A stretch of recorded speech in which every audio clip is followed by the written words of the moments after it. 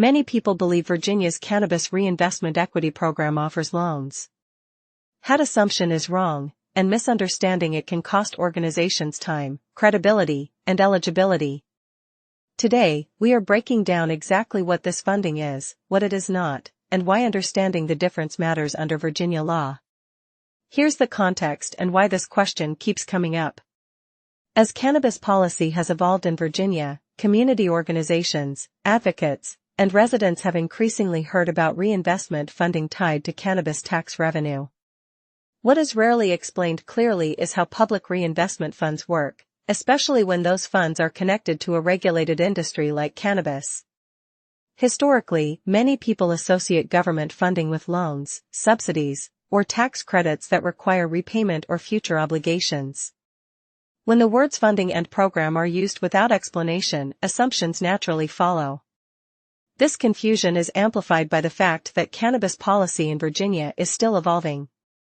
Regulations, timelines, and enforcement frameworks have changed multiple times, creating uncertainty even among well-intentioned organizations. As a result, people often enter this space without a clear understanding of the financial structure behind equity reinvestment. Here's the legal explanation: grant versus loan under Virginia law. Under Virginia law, the Cannabis Reinvestment Equity Program provides grant funding, not loans.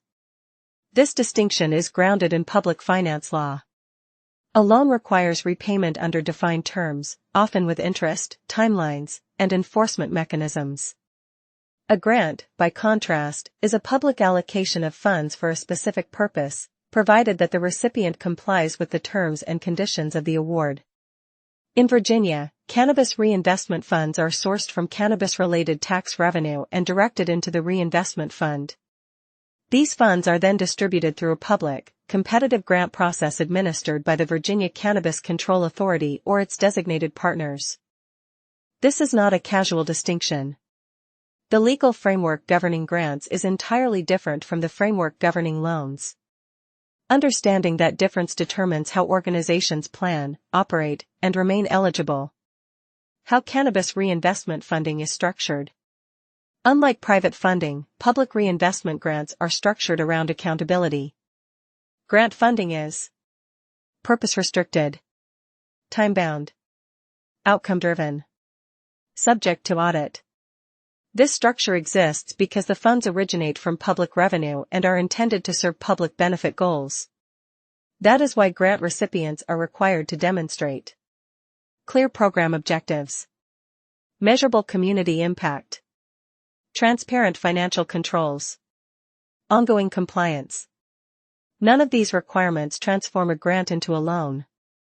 They reflect the responsibility attached to managing public funds. What the grant is designed to fund. The Cannabis Reinvestment Equity Program does not fund individuals. It does not fund dispensaries. It does not fund cannabis cultivation or sales. Instead, it funds community reinvestment programs that address historical and structural impacts associated with enforcement and economic exclusion. These include workforce development programs, education and job training initiatives, reentry and justice-impacted community support, community economic stabilization efforts. This is why eligibility requires a properly formed nonprofit organization with a governance structure, documented programs, and compliance readiness. The funding is not designed to create cannabis businesses. It is designed to reinvest revenue into communities. Who this affects? This program directly affects Virginia-based nonprofit organizations, community service providers, workforce and reentry programs, policy-focused advocates, residents seeking clarity on equity funding. It does not apply to private cannabis businesses, personal ventures, commercial cannabis operations. Understanding who the program is for is just as important as understanding what the funding is. Here's two different scenarios.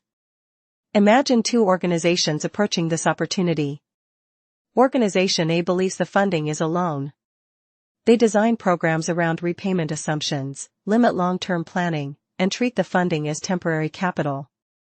Organization B understands the funding is a grant, They focus on compliance, documentation, reporting, and measurable outcomes aligned with public benefit goals. Only one of these organizations is aligned with how Virginia actually administers the program. That alignment determines eligibility, sustainability, long-term credibility, community trust. Why compliance makes this feel like a loan? Many people mistake grants for loans because of how compliance works. Grant funding typically includes restricted spending categories, mandatory financial reporting, program performance reviews, potential audits, clawback provisions for misuse. These mechanisms exist to protect public funds. If funds are used improperly, the issue is misuse of public money, not loan default. There is no repayment schedule. There is no interest. There is no promissory note. There is compliance. Why this matters for Virginia communities. When this process is misunderstood, the consequences ripple outward. Misunderstanding leads to poor organizational planning, missed funding opportunities, distrust in equity programs, misinformation spreading through communities. Clear understanding, by contrast, empowers organizations to build responsibly, plan sustainably, and serve communities effectively. Transparency strengthens legitimacy. What to watch next? If you want to fully understand this system, the next step is not learning how to apply for funding. The next step is learning how organizations become eligible in the first place. Eligibility comes before funding, every time. Here's a question. Based on what you learned today, do you think Virginia does enough to clearly explain how cannabis reinvestment funding works, or should the process be more transparent? Put your answer in the comments. If this video helped clarify Virginia cannabis policy for you, please like, comment, and subscribe for more Virginia-focused cannabis law and regulatory education. For deeper discussion, visit the Norfolk City Cannabis Community and join the conversation.